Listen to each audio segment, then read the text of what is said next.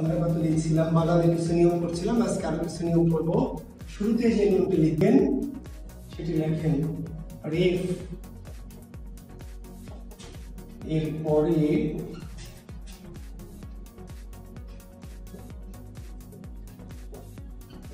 রেফ এরপরে ব্যঞ্জন বর্ণের দ্বিত্ব হয় না। আজকে আমরা যে নিয়মটি এখন করছি সেই নিয়মটি হচ্ছে আহসান হাবিব আব্দুল হাসিব বানান সূত্র বাবা 268 পেজ, 268 পেজে বানান শুদ্ধিকরণ।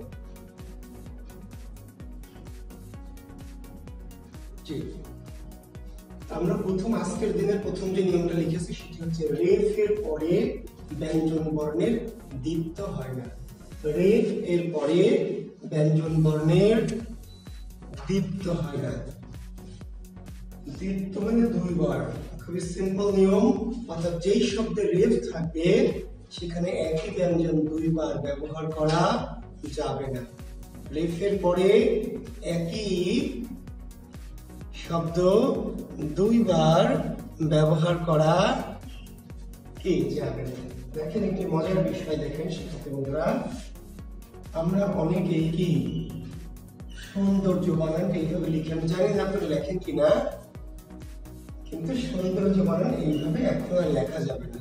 আগের যুগে হয়তো লেখা যেত, কিন্তু এখন আর লেখা যাবে না। দেখবেন সূর্য,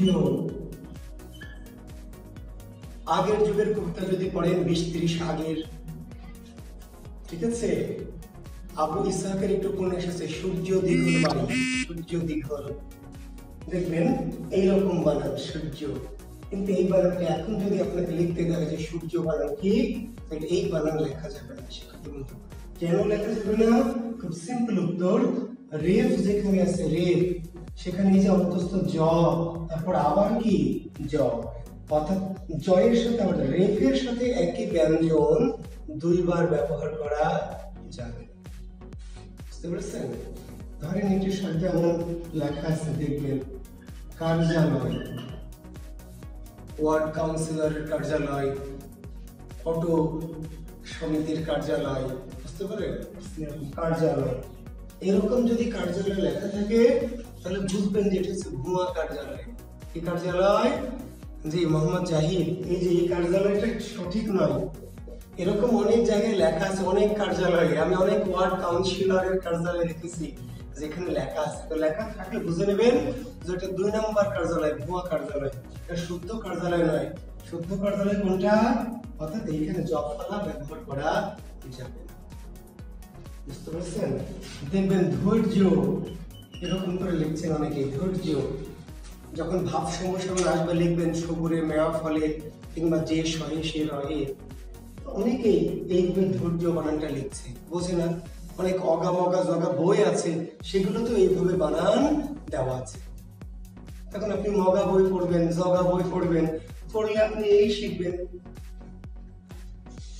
কাজে ধৈর্য বানান এইভাবে লেখা যাবে না। ধর্ম এইভাবে লেখা যাবে না, কর্ম এইভাবে লেখা যাবে না। অনেক বড় বড় মন্দিরের গায়ে অর্চনা বানান দেখেছি, অর্চনা এইভাবে লেখা আছে, চয়ে চয়ে রে, হবে না, ভুল। অর্চনা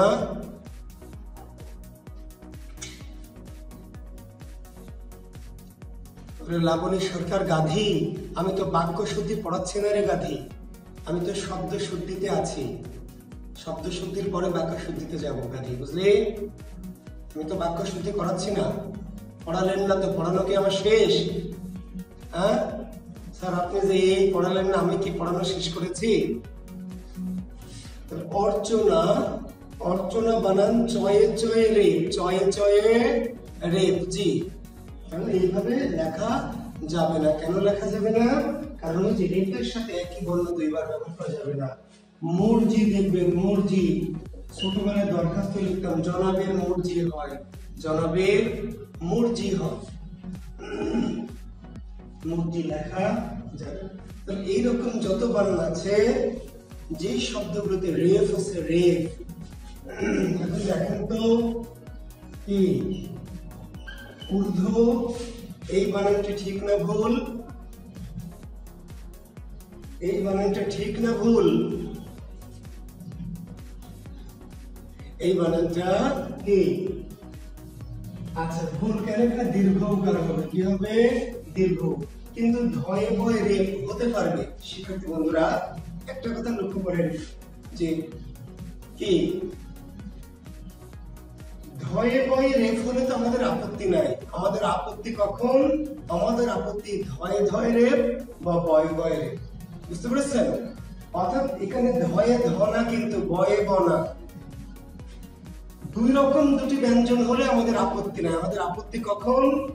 একই রকম দুটি ব্যঞ্জন। কাজেই এটা কিন্তু ঠিক আছে। অনেকে বোঝে না, একটা নিয়ম বোঝাতে গেলে আরেকটা নিয়ম ভুল করে ফেলে। তার মানে এখানে ধয়ে বয়ে রেফ এটিতে আমাদের কোনো সমস্যা নেই। ঠিক আছে?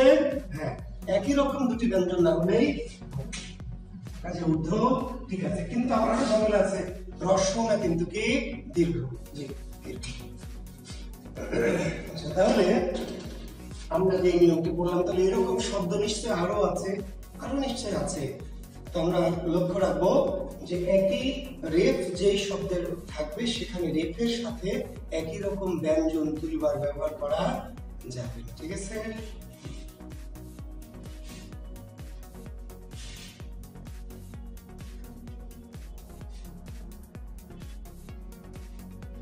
শিক্ষার্থী বন্ধুরা দেখেন তো একটি শব্দ হচ্ছে আচ্ছা কালি, আরেকটি বানান হলো কালি।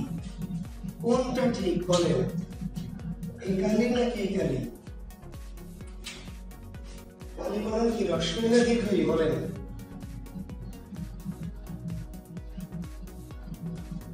কি বলবেন? কালি বানান। আচ্ছা কালি বানান কোনটা ঠিক? হ্যাঁ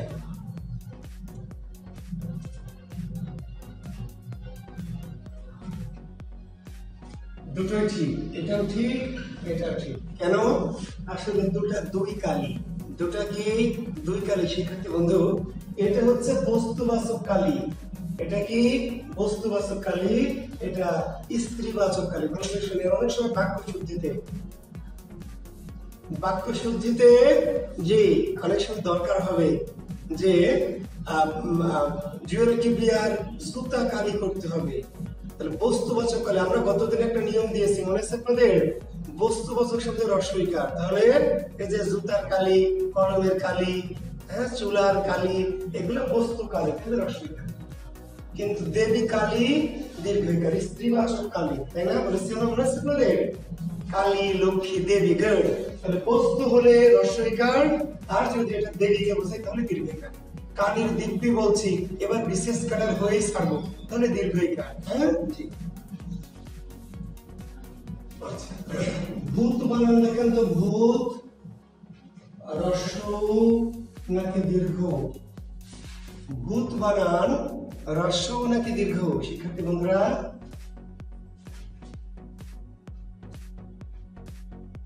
জানেন? আচ্ছা ভূত বানান দীর্ঘ, হ্রস্ব না। ভূত বানান কি দীর্ঘ? ভূত শুধু দুইটা ভূত বাদ দিয়ে। কোন কোন ভূত?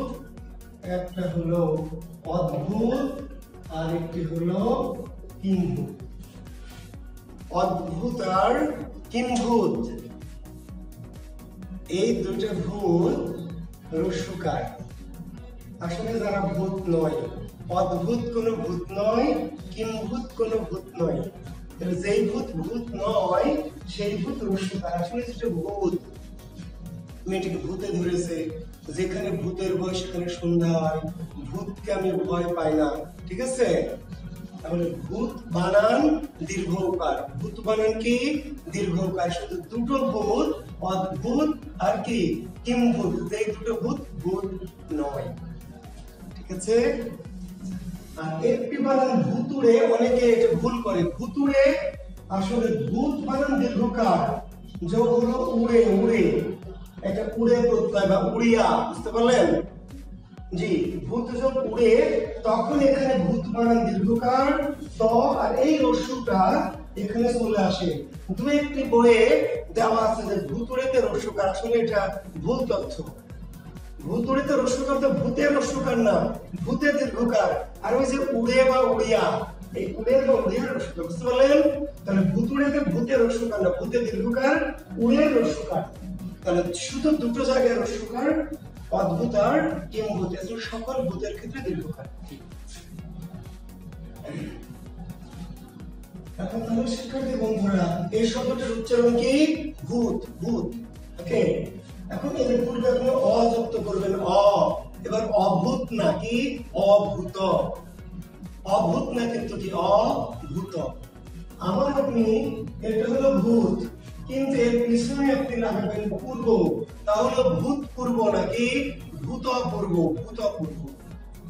আমি যেটা বোঝাতে চাচ্ছি, উচ্চারণটা ভূত হোক, উচ্চারণটা ভূত হোক, ভূত বা ভূত যাই হোক না কেন, অলওয়েজ, সর্বদা দীর্ঘকার। উচ্চারণটা ভূত হতে পারে, ভূত হতে পারে, ভূতপূর্ব, অভূতপূর্ব, ক্লিয়ার? তাও দীর্ঘকার, শুধু দুটো জায়গায় অদ্ভুত এবং কিম্ভূত, দুটো জায়গায় খেয়াল করুন।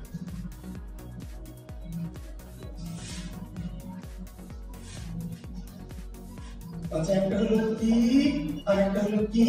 এই দুটোর উত্তর আমি প্রথম দিকে দিয়েছিলাম, প্রথম দিকের ক্লাসে। আমি জানি না অনেকে এটা লক্ষ্য করেছেন কিনা, বা আসলে আপনারা সবকিছু খেয়াল করেন কিনা। ঠিক আছে, দেখেন কি আর কি।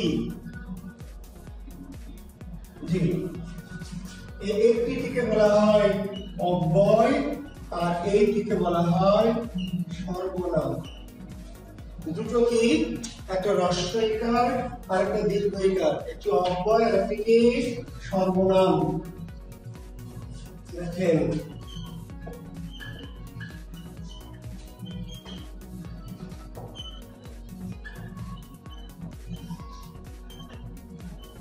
আমি আবার বলছি, এই কথাগুলি আমি প্রথম দিকের ক্লাসে বলেছিলাম, তবু আমি একটুখানি বানানের কাছে রিপিট করছি, কারণ অনেক সময় বাক্য শুদ্ধিতে গিয়ে আমাদের এটা লাগতে পারে। তাহলে দুটো বানান দেখেন দুই রকম। কেন দুই রকম? এই জন্য দুই রকম, জি আমি এই জন্য শর্টকাটে বলবো, যেহেতু আপনাদের মনে আছে। তাহলে এটি হচ্ছে তুমি কি পড়বে, তুমি কি পড়বে। হ্যাঁ, তাহলে হ্যাঁ, হ্যাঁ স্যার আমি পড়বো, হ্যাঁ। তাহলে এটা হ্যাঁ। তুমি কি পড়বে? হ্যাঁ ছেলে, তুমি কি পড়বে, কি পড়বে? স্যার আমি বাংলা পড়বো, আমি সমাস পড়বো, আমি ব্যাকরণ পড়বো। অর্থাৎ আমরা বলছিলাম কি এর উত্তর যদি হ্যাঁ বা না হয়, ইয়েস অর নট। তুমি কি যাবে, তুমি কি যাবে আমার সাথে? হ্যাঁ যাব। তুমি কি দেখবে? এই তুমি কি দেখবে? হ্যাঁ দেখবো। তুমি কি দেখবে? তুমি কি দেখবে? তাহলে আশা করছি এটা। প্রশ্ন যদি আমরা করি কি দিয়ে, তাহলে কি রস্বই হতে পারে, কি দীর্ঘ হতে পারে। কিন্তু কি আমার শুধু দীর্ঘই হবে, যে কি সুন্দর, কি সুন্দর তুমি। তাহলে এটা আবার দীর্ঘইকার। অনুভূতি প্রকাশমূলক কি, বিস্ময় সূচক বাক্যের যে কি অনুভূতি প্রকাশমূলক কি, এটি দীর্ঘইকার। কিন্তু এটি অব্যয় না, সর্বনাম না, কি বিশেষণ। আমি আবার বলছি, আমি সবগুলি বলেছি, কিন্তু যেহেতু এগুলি ওই সময় হয়তো অনেকেই ভর্তি ছিলেন না বা ক্লাসগুলি ভালো করে দেখেছেন কিনা। হ্যাঁ, ওয়াহিদা আশা মিউজিকও শোনা যাচ্ছে। সত্যি আমি খুবই সন্ধ্যার পর থেকে শঙ্কায় ছিলাম যে ক্লাসটা নিতে পারবো কিনা। পাশে একটি বিয়ে হচ্ছে, যেহেতু স্বাধীন দেশ, স্বাধীন দেশের নাগরিক সবাই যার যা খুশি তাই করবে, কিছু বলার নেই। প্রচন্ড জোরে শব্দে গান বাজছে আর কি। তো তারপরে ক্লাসটা যেহেতু দিয়েছি, অফ করতে চাইনি, তো করেন, একটু কষ্ট হলে করতে হবে, যেহেতু আমাদের পরীক্ষা 19 তারিখে হবে বলে শোনা যাচ্ছে, কাজে পিছানোর সুযোগ নেই। আমরা বুঝতে, প্রশ্ন দিয়ে যদি কি বলা হয়, কি রস্বইকার কি, প্রশ্নবাচক কি হচ্ছে রস্বইকার হচ্ছে অব্যয়, আর প্রশ্ন দীর্ঘইকার কি দিয়ে করে, তাহলে সেটি সর্বনাম। কিন্তু কি দীর্ঘইকার দিয়ে হবে, প্রশ্ন করবে না, অনুভূতি প্রকাশ করবে, অনুভূতি প্রকাশ করবে, তাহলে সেটি কি হবে বিশেষণ। বিশেষণ, কি সুন্দর তুমি, কি অপূর্ব স্রষ্টার মহিমা, হ্যাঁ কি দারুণ। হ্যাঁ, তাহলে সেটি আবার অব্যয় বা সর্বনাম নাকি বিশেষণ। অনুভবমূলক কি হচ্ছে বিশেষণ, এবং সেই ক্রিয়াটা রস্বইকার দিয়ে ব্যবহার করা যাবে না, দীর্ঘইকার।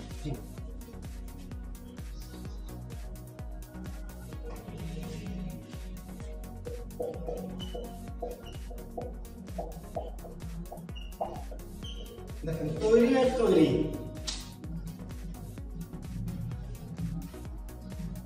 তৈরি এবং কি তৈরি। জি আচ্ছা,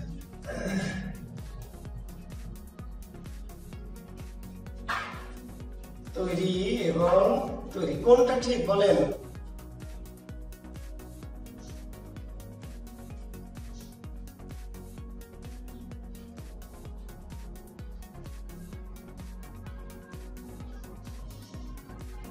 রস্বইকার নাকি দীর্ঘইকার, কোনটা ঠিক বলেন? কোনটা ঠিক? তৈরি বলেন দিয়ে লিখবেন, রস্বই না দীর্ঘই?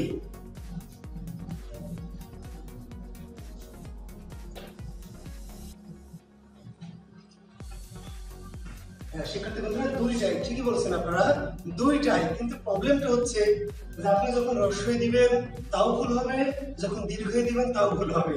কেন? কারণ আপনি তো জানেন না যে কখন রস্বই কখন দীর্ঘই। আমি আবার বলছি যে আপনি দুইটাই বললেন সবই ঠিক আছে, কিন্তু কখন রস্বই দিবেন কখন দীর্ঘই দিবেন এটা যদি না বুঝেন তাহলে আপনি রস্বই দিবেন তাও ভুল, দীর্ঘই দিবেন তাও ভুল। তাহলে জেনে দিতে হবে। ক্লিয়ার? আচ্ছা, নাল বলাসের পকেটে কয়েন থাকলে টস করে নিব, তাই না? রস্বই নাকি দীর্ঘই। আচ্ছা, তৈরি যখন ক্রিয়া হিসেবে বসবে, ক্রিয়া, তখন রস্বইকার। আর তৈরি যখন বিশেষণ হিসেবে বসবে তখন দীর্ঘইকার। তৈরিটা দুই ভাবে প্রয়োগ ঘটে, তৈরি কখনো ক্রিয়া হিসেবে বসে, আবার তৈরি কখনো কি বিশেষণ হিসেবে বসে।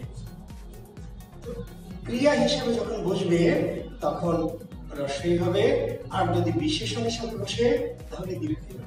একটু প্রয়োগ দেখাই, ভালো করে মনোযোগ দেন, মনোযোগ এখানে না এখানে। জি,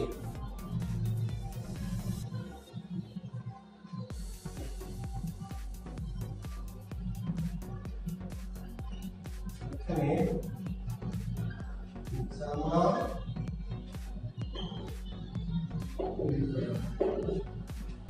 দেখবেন আপনি যখন কি, আপনি যখন ওই দোকানে যান, মেয়েরা বিশেষ করে দর্জির দোকান বা টেইলার্স এর দোকানে, তাই না, কাপড় কিনে যখন জামা বানাতে যান, লেখা আছে দেখেন ওখানে, এখানে সুদক্ষ কারিগর দ্বারা রুচিসম্মত আধুনিক ডিজাইনের কি পোশাক তৈরি করা হয়, আছে না? জি, পোশাক তৈরি করা হয় বা জামা তৈরি করা হয়। তো এই যে এখানকার কাজটি তৈরি করা, যে দোকানে গেছেন ওই দোকানের কাজটা কি কি কাজ করা হয়? তৈরি করা হয়। তৈরি করা কি তৈরি করা হয়? জামা। আপনি যখন জামা কিনবেন দোকানে যাবেন গার্মেন্টসে, তখন ওখানে কিন্তু জামা তৈরি করা হয় না, দোকানে জামা তৈরি করা হয় না, কি করা হয়? ওখানে দেখবেন লেখা আছে এখানে তৈরি জামা বিক্রয় করা হয়, তৈরি জামা বিক্রয় করা হয়। এটা দীর্ঘইকার। তৈরি জামা বিক্রয় করা হয়। এইবার এই যে দোকানে জামা কিনতে গেছেন সেখানে কিন্তু কি তৈরি করা কাজ না, ওই দোকানদারের তৈরি করা কাজ না, দোকানদারের কাজ কি বিক্রয় করা। কি বিক্রয় করা? জামা। কি জামা? তৈরি জামা। তৈরি হচ্ছে বিশেষণ, অ্যাডজেক্টিভ। আরেকটু মনোযোগ দেন, যখন আপনি কেক কিনবেন দোকান থেকে, কেক কিনবেন, ওই দোকানদার ওখানে কেক তৈরি করা হয় তা লেখা নাই, লেখা আছে এখানে তৈরি কেক পাওয়া যায়, তৈরি কেক অর্ডার নেওয়া হয়, তৈরি কেক বিক্রি করা হয়। মানে দোকানদারের কাজ কেক বানানো না, কি করা? বিক্রি করা। বিক্রি করা। কি বিক্রি করবেন তিনি? কেক। কেমন কেক? তৈরি কেক। তৈরি। আর যেখানে বানানো হয় কারখানায় সেখানে লেখা থাকবে কিন্তু তৈরি, এখানে কেক তৈরি করা হয়, এখানে কেক তৈরি করা। বুঝতে পেরেছেন? জুতার দোকানে কি লেখা থাকবে? অ্যাপেক্সের জন্য শোরুমে যাবেন বা বাটার শোরুমে যাবেন, ওখানে কি জুতা তৈরি করা হয়? না, তৈরি করা হয় না, ওখানে জুতা কি করা হয়? বিক্রি করা হয়। ওখানকার কাজ কি দোকানদারের তৈরি করা নাকি বিক্রি করা? ঠিক আছে? তাহলে ওখানে লেখা থাকবে এখানে তৈরি জুতা পাওয়া যায়, তৈরি জুতা পাওয়া যায়, তৈরি জুতা বিক্রি করা যায়। বিক্রি করা একটা কাজ, আর কি বিক্রি করা? জুতা। কেমন জুতা? তৈরি। কিন্তু মুচি অর্থাৎ কিংবা কারখানা যেখানে বানানো হয় সেখানে কি লেখা থাকবে? ওখানে লেখা থাকবে এখানে জুতা তৈরি করা হয়, জুতা তৈরি করা। ঠিক আছে, সেটা তোমাদের ক্লিয়ার? তো যখন বাক্য শুদ্ধি লাগবে আমাদের বা তখন এটা বুঝতে হবে আপনাকে যে তৈরি কখন রস্য দিবেন কখন দিবেন। জি,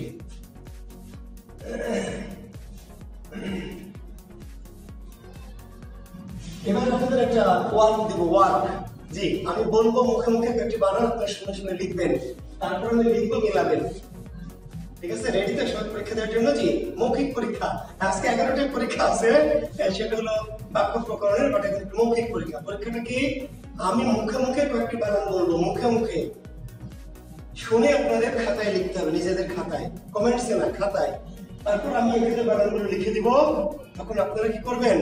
আপনারা মেলাবেন যে হ্যাঁ ঠিক আছে কিনা। ঠিক আছে,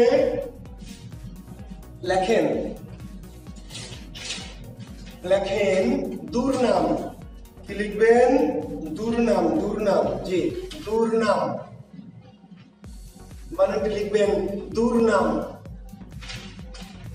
দুর্নাম। বুঝতে পেরেছেন? তারপরে লেখেন দুর্গম, দুর্গম, দুর্গম। ওই যে নজরুল বলেছিলেন দুর্গম গিরি কান্তার মরু দুস্তর পারাবারে, সেই দুর্গম। তারপর লিখবেন দুর্নীতি, দুর্নীতি, দুর্নীতি। তারপর লিখবেন হচ্ছে দুর্জন,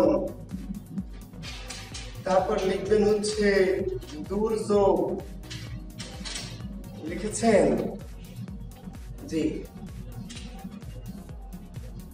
তারপরে লিখবেন হচ্ছে কি? দুর্নাম, দুর্গম, দুর্নীতি, দুর্জন, দুর্যোগ, দুরবস্থা। একটা শব্দ আছে না, দুরবস্থা বলি না আমরা, যে লোকটির খুবই দুরবস্থা, হ্যাঁ, গরিব লোকটির খুব দুরবস্থা, তাহলে দুরবস্থা বানানটা লিখবেন, দুরবস্থা। দুরাকাঙ্ক্ষা, দুরাকাঙ্ক্ষা। আচ্ছা, আমি বানানগুলো আরেকবার বলছি, আপনারা মিলাই নেন আরেকবার। দুর্নাম, প্রথম দিয়েছি দুর্নাম, তারপরে দুর্গম, তারপরে দুর্নীতি, তারপরে দুর্জন, তারপরে দুর্যোগ, দুরবস্থা, দুরাকাঙ্ক্ষা। এবার এই বানানগুলো আমি কি করবো? এখানে বোর্ডে লিখবো, আপনারা মেলাবেন। সঠিক হলে 1 সাপন, ভুল হলে 2 সাপন। ঠিক আছে, এক অথবা কি 2। দেখা যাক 1 জয়যুক্ত হয় নাকি 2। তাহলে প্রথমে লিখেছি দুর্নাম, বয়স্কার দন্ত 9 পাকার মত, দুর্নাম। তারপরে কি? দুর্গম। তারপরে কি? দুর্নীতি। তারপরে দুর্জন, তারপরে দুর্যোগ, তারপরে দুরবস্থা, তারপরে দুরাকাঙ্ক্ষা।